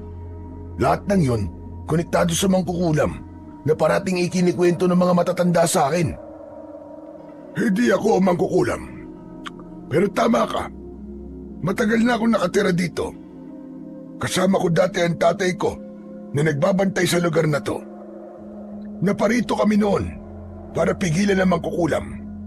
Tinulungan namin ang baryo nung oras na sila ay salakay ng mga aswang. Ano? Kayo yun? Yung mga bayani na tinutukoy nila sa kwento? Talaga? Wow! Hindi ako makapaniwala. Bayani? Hindi kami mga bayani. Ginawa lang namin ang aming tungkulin bilang mga manunugis. Tungkulin namin na puksain ang mga aswang. Pero oo, kami ngayon, kasama ko noon ang tatay ko. Siya ang tunay na mandirigma. Ako, ay tagasunod lang niya. Hindi ko po alam na buhay pa pala kayo. Naku, salamat naman kung ganun. Alam niyo po bang nabanggit po ng biyenan ko na sana po ay muling may makatulong sa amin at kayo po yun. Tutulungan niyo naman po kami ulit, di ba? Huwag kang magpasalamat. Matanda na ako at hindi ko na kayang harapin ang lahat ng mga aswang na yon. Kung ganun ho, hindi niyo po kami tutulungan? Kung lalaban ako, hindi ako nakakasiguro kung magtatagumpay ako. Masyado na ako matanda para makipaglaban. Nakita niyo naman, hindi ko na nga napigilan ang pagbabalik ng mga kampon ni Luciano. At mas malakas pa sila kaysa sa dati. Kung ganun, tutulungan ko po kayo. Hoy, ano sinasabi mo, Chong? Anong tutulungan? Pare, kawawa mga tao sa baryo kung di mapupuksa ang mga aswang. Pero siya na rin na nagsabi na hindi niya na kayang lumaban, na mahina na siya. Nagpapakamatay ka ba? Alam mo, mabuti pa umuwi na tayo. Ayusin na lang natin ang mga bahay natin. Patibayin natin ang mga bintana, bubong at pinto nang di tayo mapasok ng mga aswang. Nagkakamali ka, iyo. Maski bahay na bato pa, ay kayang-kayang pasukin ng mga aswang. Anak ng teteng, lagot na. Bigla akong natahimik, tapos ay napatitig ako sa hawak niya kaninang sandata. Nakalapag ang bagay na yon sa tabi ng mga santo sa kanyang maliit na altar. Anong tinitignan mo? Mantibursyo. Lakas lang ba talaga ng katawan ng kailangan para mapuksa ang mga aswang? Oo, at saka kapangyarihan. Kung ganun ho, bigyan niyo po ako ng kapangyarihan. Ako na lang po ang lalaban sa kanila. Anak ng teteng, oo, naloko na. Hindi ganun kadali yun, iyo. Pwede po kung gugustuhin niyo. Ibigay niyo po sa akin yung sandata niyo. Ako po ang haharap sa mga aswang. Anong sandata sinasabi mo? Yung martilyo niyo po na umiilaw. Ipahiram niyo po muna sa akin, tatang. Anong sabi mo? Nakita mong umiilaw ang aking sandata. Napatigil ako.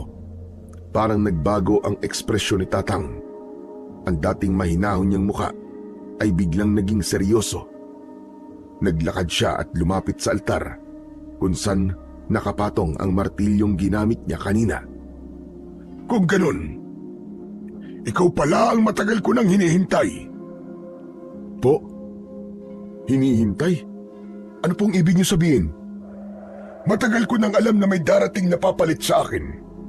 Sinabi sa akin ng aking gabay sa panaginip na darating daw ang isang tagapagmana ng Apo Kidlat, ang banal na martilyo ng mga tagapangalaga. Apo Kidlat? Oo, yan ang tawag dito sa martilyo na to. Ginawa ito ng isang magiting at mahusay na antingero noon. Isang sinaunang antingero na mula sa aming angkan. Pinanday ang sandata na ito habang gumuguhit ng malalakas na kidlat sa langit. Sagrado ito at napuno ng madaming mga malalakas na dasal.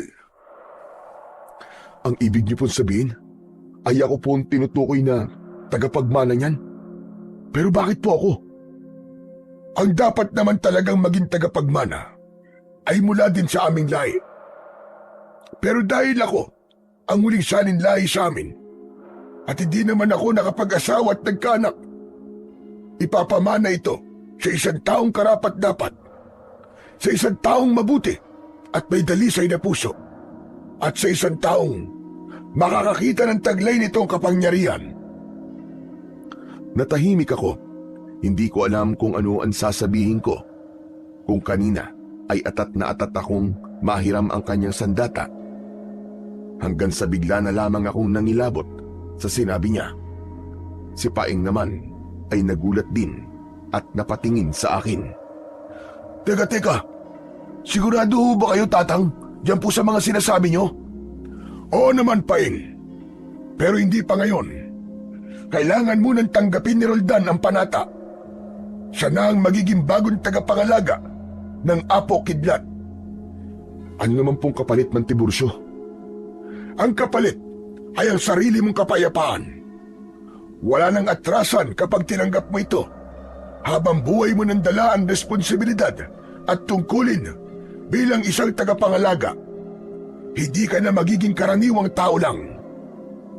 Sige, buong puso kong tatanggapin ang hamon na yan. Kung ito lang ang tanging paraan para matigil na ang kasamaan ni Luciano. Dahan-dahan niyang inilapit sa akin ng martilyo. Nang hawakan ko ito, bigla kong naramdaman na parang may kuryenteng dumadaloy sa buong katawan ko. Tapos ay may biglang liwanag na sumabog sa harap ko. Bigla akong napatakip sa aking muka. Dahil sa pagkasilaw, mabilis din namang nawala ang liwanag. Dahan-dahan kong inalis ang kamay ko sa aking muka at saka iminulat ko ang aking mga mata. Biglang sumigaw si Paeng. Pare, ang mga mata mo! Nagliliwanag! Hindi ko nagawang makapagsalita ng oras na yon kasi biglang may nakita akong mga imay, mga mandirigmang nakasuot ng kakaibang baluti. Hawak nila ang apo kidlat. Nakita ko silang nakikipaglaban sa mga nilalang na may nakakatakot na anyo. Ipinakita sa akin ng liwanag na yon ang mga nakaraang tagapangalaga. Pagkatapos nun, biglang bumigat ang katawan ko. Nanghina ako at napaupo sa sahig. Agad na lumapit si Paeng at inalalayan ako. Tatang! Ano po nangyayari sa kaibigan ko? Normal lang yan. Ganyan talaga ang nangyayari sa unang pagtatagpo ng katawan at ng kapangyarihan ng agimat. At bago ako mawalan ng malay, narinig ko pang sinabi ng matandang lalaki na handa siyang gawin ng lahat para mabilis na maihanda ako bilang bagong tagapangalaga bago pa mahuli ang lahat sa baryo. Samantala, pagmulat ng mga mata ko, agad kong naamoy ang matapang na halimuyak ng insenso. Dahan-dahan akong bumangon at napansin kong madilim na ang paligid. Nakita kong ang tanging pinanggagalingan na lamang ng ilaw ay ang isang gasera na nakapwesto sa gitna ng sala. Tapos ang kandila na nakatayo at nakasindi sa harap ng altar. Nakita ko doon si Mang Tiburcio, nakaluhod sa sahig, nananalangin. Nakayuko siya at may sinasambit na mga salitang hindi ko maintindihan. Tahimik lang akong nakatingin sa kanya. Sa altar, may isang maliit na baso na may lamang tubig. Maya-maya pa, biglang napalingon sa akin si Mang Tiburcio. Agad siyang tumayo at kinuha ang baso mula sa altar. Mabuti naman at gising ka na. Handa ka na siguro? Handa? Sisimulan na natin ang panata bilang bagong tagapangalaga ng Apo Kidlat. Kailangan mong inumin ito. Tubig yan na dinasalan upang makayanan ng iyong katawan ang kapangyarihan ng Apo Kidlat. Tumingin ako sa baso. Ang tubig ay parang may maliliit na bula sa ibabaw. Pero habang nakatingin ako, bigla kong naalala ang lamay ng asawa at anak ko. Kung iinumin ko po ba to, ay pwede na po akong umuwi. Hindi ka pwedeng agad-agad na umuwi dahil kailangan mo pang mabasbasan. Bahagi yun ng ritual para sa panata. Ganun ba? Pero tatang baka hinahanap na ako sa amin eh. Iniwan ko ang lamay ng aking asawa at anak.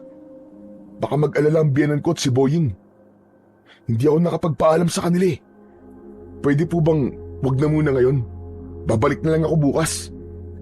Hindi na ito pwedeng ipagpaliban. Ang mga nilalang sa gubat, nagsisimula na silang gumalaw. Kailangan mong mamili sa ngayon. Pamilya mo o ang tungkulin. Natahimik ako bigla. Hindi ko alam kung ano ang isasagot ko. Pero maya-maya pa ay hinanap ko ang presensya ni Paeng. Si Paeng, iniatid ko na siya kanina palabas ng gubat. Huwag ka mag-alala. Ang sabi niya, siya na raw na muna ang bahala sa lamay. Huwag ka na daw mag-alala. Talaga po bang sinabi niya yun? Oo. At sabi pa niya na kung para sa ikaliligtas ng lahat, alam niyang maiintindihan ka ng asawa mo. Tama ang kaibigan ko. Palabiro yun eh. Pero sa oras talaga ng pangangailangan, maaasahan mo. Kung ganun, Tatang, wala na akong dapat na ipag-alala pa. Sige po, gawin na natin. Magaling iyo. Kung ganon, ay inumin mo na yan. Dahan-dahan kong inilapit ang baso sa labi ko. Malamig ang tubig, kahit walang yelo, pero mapakla ng konti. Pagkatapos kong inumin yun, kinuha ni Tatang ang martilyo at inilapag sa harap ko. Lumuhod ka sa harap niya at magsisimula na tayo ng panata. Sumunod ako kay Mang Tiburcio. Muling nagsindi ng insenso ang matanda at inilagay sa harap naming dalawa. Ipinikit niya ang kanyang mga mata. Iyo, ipikit mo ang mga mata mo at ulitin mo ang mga salitang sasabihin ko. Tumango ako. Pinikit ko ang mga mata ko. Isa-isa niyang binigkas ang mga salita at inulit ko lahat. Parang isang panunumpa, isang pangakong babantayan ko ang baryo laban sa kasamaan, kahit kapalit pa nito ang sarili kong buhay. Pagkatapos ng dasal, kinuha ni Tatang ang apo kidlat at iniabot sa akin. Simula ngayon, sa iyo na yan. Ikaw na ang bagong tagapangalaga ng apo kidlat. Hinawakan ko ang martilyo. Wala na yung kuryenteng naramdaman ko kanina, pero may kakaibang sigla kong nararamdaman sa katawan ko. Parang dumoble ang lakas ko at nakaramdam ako ng kakaibang tapang. Ibang klase. Grabe. Grabe tong enerhiyang nararamdaman ko. Parang may biglang sumanib na lakas sa akin. Sumanib na nga sa iyong kapangyarihan niya. Ang lakas na nararamdaman mo ngayon ay galing sa lahat ng naging tagapangalaga. Talaga ho? Maniwala ka sa akin. Ikaw na ang pinakamalakas na taong pwedeng sumagupa sa mga aswang dito sa gubat. At sa mangkukulam na may likha sa kanila. Paano ko nga po pala mapapatay ang hayop na matandang yun? May suot siyang agimat. Doon nagmumula ang lahat ng kapangyarihan niya. Kailangan mong makuha yun at durugin. Namangha ako sa sinabing yun ni Mang Tiburcio. Masaya ako na may halong kaba. Buong gabi na hindi ako nakatulog. Buong magdamag na sinabi sa akin ng matanda ang tungkol sa apo kidlat, kung paano ito ginagamit na sandata pampatay sa mga aswang. Binalaan din niya ako tungkol sa maling paggamit at kung ano ang mangyayari kung aabusuhin ito at gagamitin lang sa pansariling kapakanan.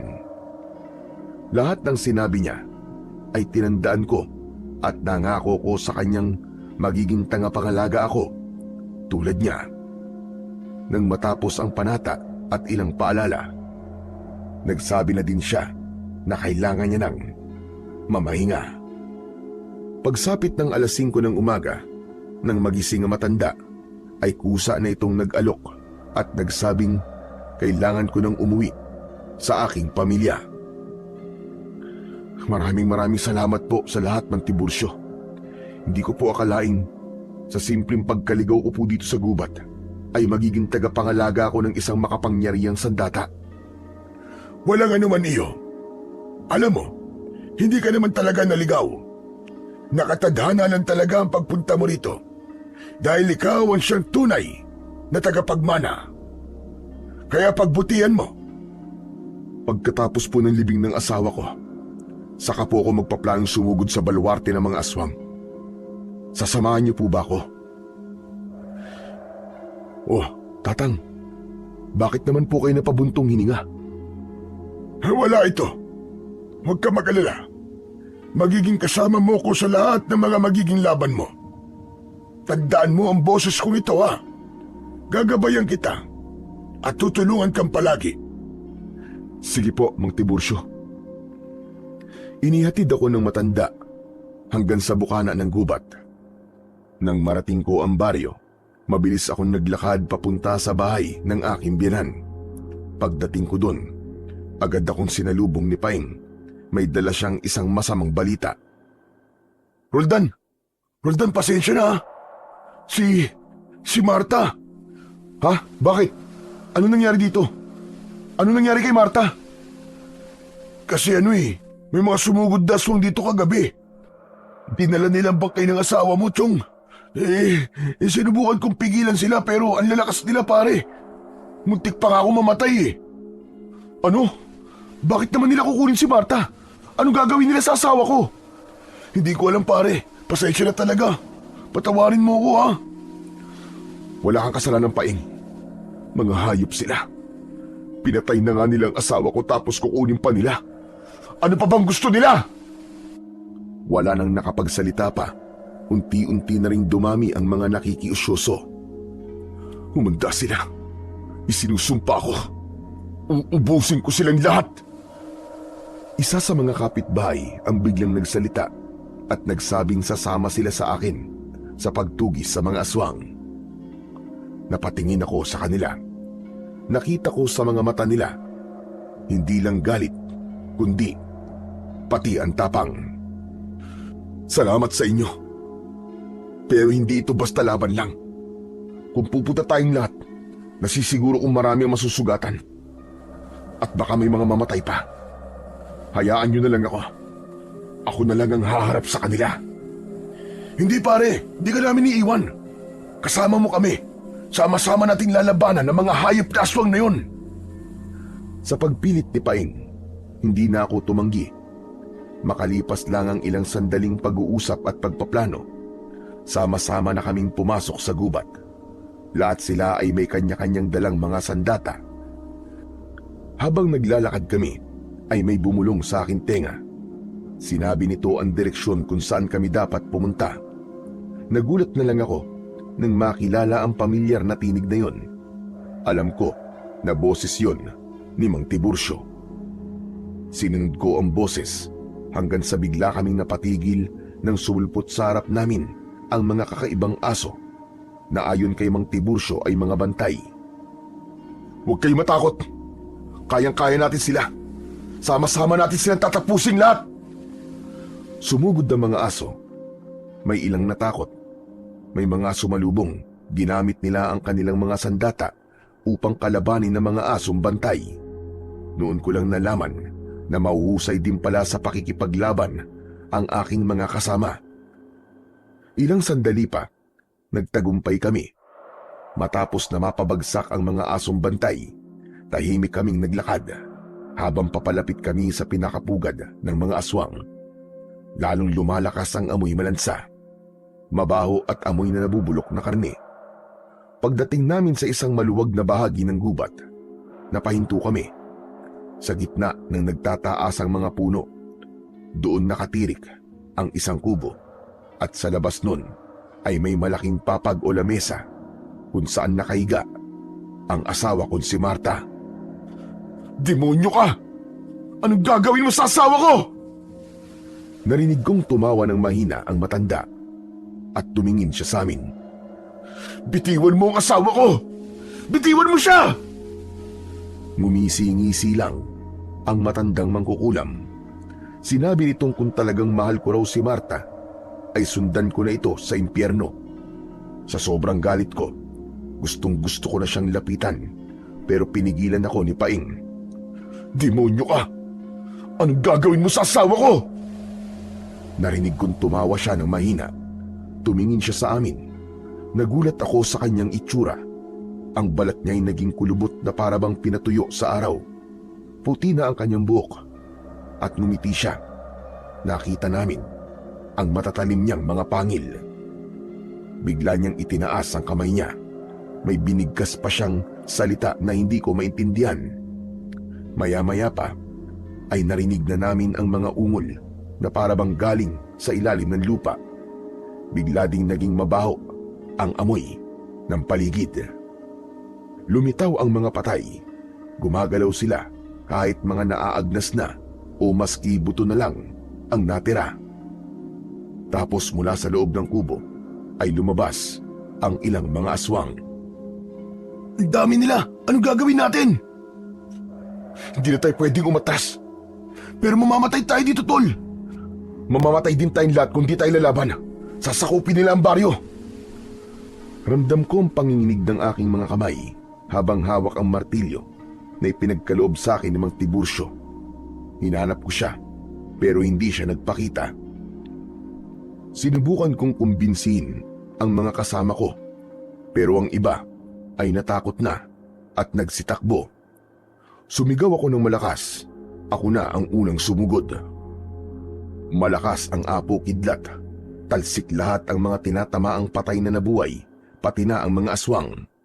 Pagkatapos ay natutunaw sila hanggang sa maging abo. Samantala, panay pa rin ang dasal ng matandang mangkukulam. Roldan, paano yan? Parang hindi sila nauubos. Hindi ko inaasahan na magiging ganito kalala ang problema natin, Paing. Pero hindi na tayo pa pwedeng sumuko. Para to sa buong baryo natin. Napatingala ako at nagdasal sa Panginoon. Maya-maya pa ay may bigla akong narinig. Roldan, patayin mo ang mangkukulam. Hinigpitan ko ang hawak sa apo kidlat. Tila nabuhayan ako ng loob. Paing, yung mangkukulam, siyang puntiryay natin. Ha? Paano tayo makakalapit sa kanya? Bahala na. Basta gawa na lang natin ang paraan. Pinilit kong makasugod sa matandang mangkukulam, pero hinarangan ako ng kanyang mga alagad. Pinilit kong labanan ng lahat, at bawat pukpok at palo ko sa mga kalaban, mas lalong lumalakas ang boses sa ulo ko. Tapusin mo na siya, Roldan. Tapusin mo na ang mangkukulam. Para kay Marta, at para sa lahat ng mga sinaktan at biniktima mong hayop ka! Tumalon ako paabante, itinaas ko ang martilyo at isang kidlat ang diretsyong tumama sa aking sandata. Natigilan ng mga aswang na tila nasilaw. Tumakbo ako ng mabilis. Hindi ko na inisip ang takot. Isa lang ang nasa isip ko ng mga oras na yon. Si Marta. Ang mga anino, pinurtektahan pa rin nila ang kanilang amo. Naramdaman kong malakas ang kanilang presensya. Roldan! Iampas mo sa lupa ang martilyo! Iniampas ko sa lupa ang apo kidlat. Lumabas sa lupa ang kulay ginto, bughaw at puting liwanag. Umungol ng malakas ang lahat ng kanyang mga nilikha. Ang mga anino, unti-unting natunaw sa liwanag. Tumayo ang matandang mangkukulam. Ang mga mata niya naging purong itim. Tapusin mo na, Roldan! Tapusin mo na ang laban! Nanginginig ang mga kamay ko habang hawak ang martilyo. Pero bago ko pa mapagdesisyonan kung ano ang dapat kong gawin, biglang sumugod ang mga kasama ko. Pinatay nila ang matandang lalaki.